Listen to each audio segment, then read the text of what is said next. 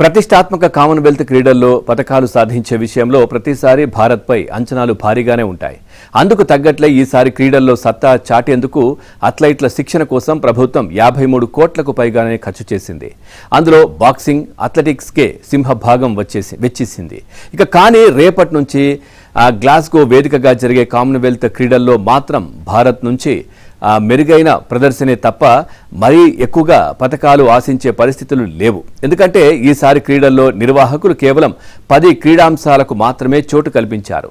మనోళ్లు ఎక్కువగా పతకాలు కొల్లగొట్టే షూటింగ్, బ్యాడ్మింటన్, రెజ్లింగ్తో పాటు హాకీ విభాగాలను గ్లాస్గో ఈవెంట్ నుంచి తప్పించారు. దీంతో పారా అథ్లెట్లలో కలిపి ఓవరాల్గా 125 మంది సభ్యులతో భారత్ కామన్వెల్త్ క్రీడల్లో పోటీ పడుతోంది.